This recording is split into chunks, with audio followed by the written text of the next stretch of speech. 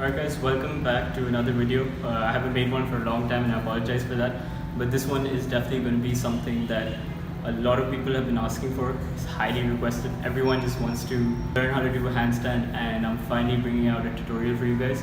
There are lots of handstand tutorials on YouTube. I will try to make this as different as possible. I'll try to put my own spin to it, show you guys some things that I personally have done in terms of mistakes and in terms of the right things that I've done. Both of those, so mistakes, avoid those as much as possible. So I will show you guys progressions for it. I'll show you guys how to actually strengthen your shoulders, your triceps, your scapula, all your stabilizer muscles in the handstand. I'll show you guys how to strengthen those so that the handstand will be an absolute breeze for you. Please do me a favor and just click like down there. It's going to take literally 2 seconds. Scroll down, smash like, that's it. And yeah, let's get right into it. Okay, so the levels that you're seeing on the screen right now are the levels of progression. So you start with the frog stand, and then straight arm frog stand, handstand against the wall, and then you get the full handstand.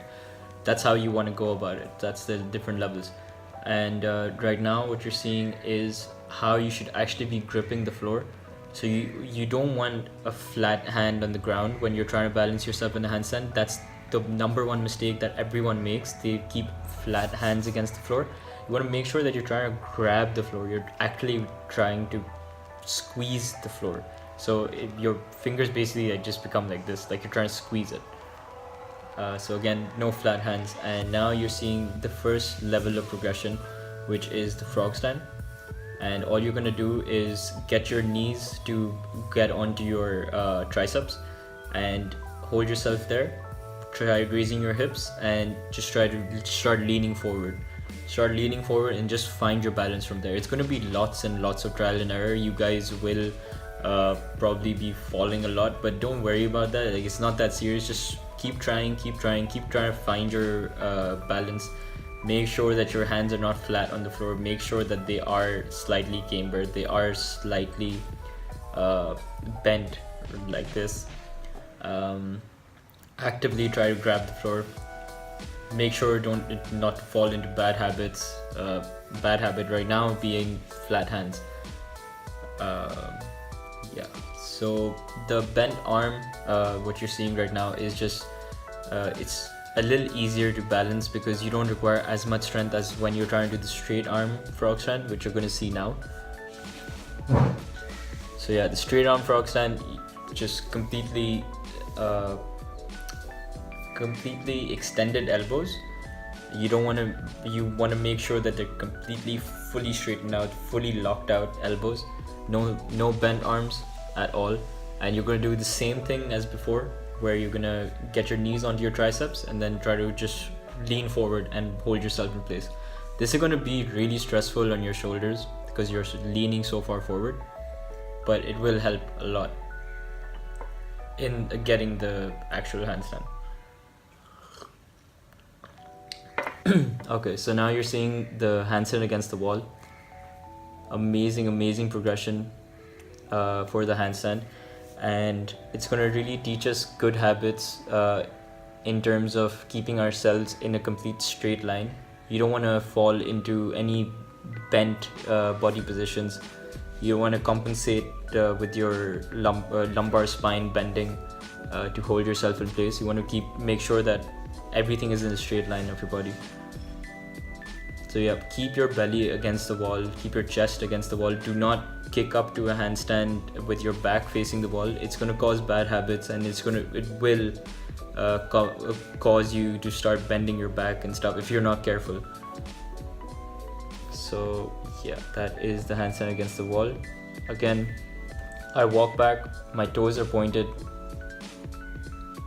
my entire body is completely straight, my elbows are locked out, and right there what you just saw me do was a scapula shrug, a handstand shrug. So I'm depressing my scapula and then elevating it again. So you want to make sure in the handstand you have a complete elevated scapula. You don't want to get yourself depressed, otherwise depressed as in you don't want to depress your scapula, otherwise you will start bending slightly and you won't have a complete straight alignment. So do practice that as well. Just scapula shrugs is amazing to help develop the scapula. And right now what you're seeing is just scapular shrugs again, but in a piked position. So you can grab a box, or you can even do it on the floor, but box would be better because it requires more strength. So practice on a box as well if you can. And again, I'm just depressing and elevating the scapula.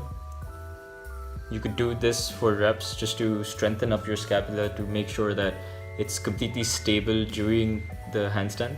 So again, you want to make sure that you're literally pushing the floor, you're pushing your body away from the floor as much as possible. That's going to help you get that elevation of the scapula.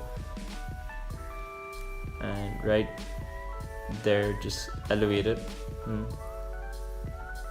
Again, scapular shrugs, just in a pike position. If you aren't strong enough to do it against the wall, obviously you want to do it at the pike position first, and then progress towards doing it on the wall. And now what you're seeing is pike push-ups, again just to develop your shoulder tricep strength for the handstand. This will have direct carryover to the handstand. Again, you want to lean forward and then push yourself back. You don't want to go straight down and straight up. Lean forward, just like I am in the video. Lean forward and then push yourself back. Again, complete locked arms at the top, full range of motion. Go all the way down and back all the way up. Again, if you're not strong enough to do it like with your feet on a box or an elevated surface, then you could just get your feet down and keep yourself in a pike position and then practice the same thing. This is again just a certain level of progression that you can start with and then progress onto the pike push-up with your feet against an elevated surface. So again, once you master the pike push-up with your feet elevated, you want to walk back towards the handstand against the wall and do push-ups like that.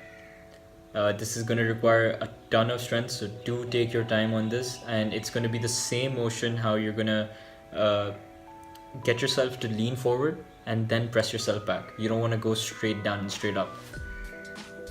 And yeah, that is the final thing that you can do to really strengthen the hell out of the shoulders. So now that you guys have all this information with you, how would you actually put all this information to use to finally be able to get the handstand? Well, you'd want to train the handstand at least 2 times per week. 3 times if you really want to go for it, but 2 times, to be honest, in my personal opinion, is more than enough. So how would you structure your training? Well, let's just take an example of XYZ person.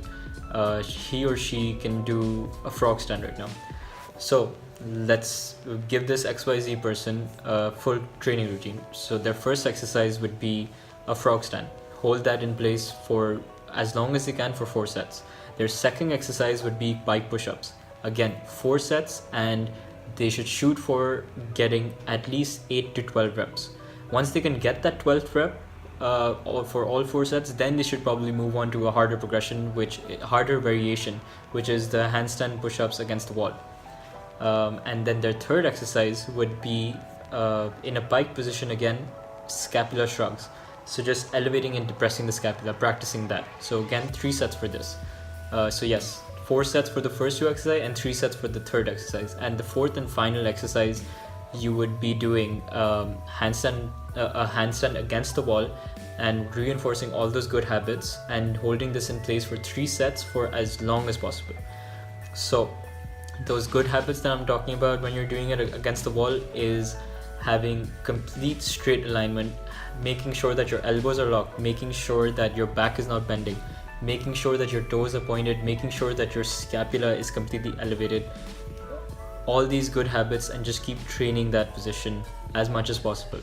And yeah, so that is your handstand routine. So obviously you want to make it personal to yourself in the sense that if you can already hold a frog stand, then you should be practicing straight arm frog stand. If you can already hold a straight arm frog stand, you want to try and make it harder for yourself by trying to raise your hips slightly, and the higher you raise your hips, the harder it becomes. So yeah, just personalize that the routine that I just told you guys about to yourself, and just keep training it twice a week.